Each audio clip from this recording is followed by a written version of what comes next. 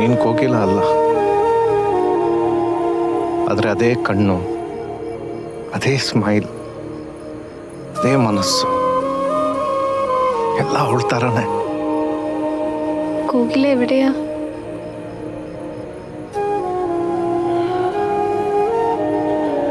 ಇಲ್ಲಿ. ಕೋಕಿಲ ನಲ್ಲ ಮಗಳಾಗಿದ್ಲು,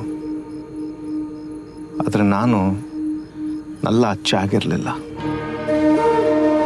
ನೀನು ನಲ್ಲ ಮೋಳು, ನಿನ್ನಪ್ಪ ನಲ್ಲ ಅಚ್ಚ. ಚೆನ್ನಾಗಿರು ಮಗಳೇ, ಒಳ್ಳೇದಾಗ್ಲಿ.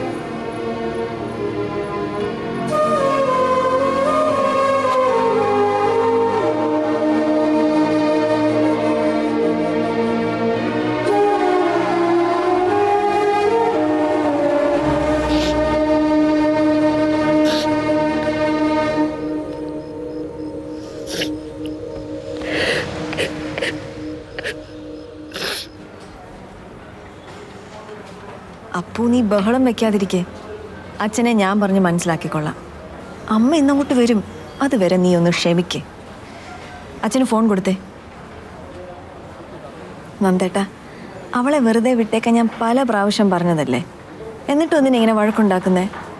അവൾ കുട്ടിയല്ലേ, തെറ്റായിട്ട് എന്തെങ്കിലും പറഞ്ഞു കഴിഞ്ഞാൽ നമ്മളല്ലേ ക്ഷമിക്കേണ്ടത്.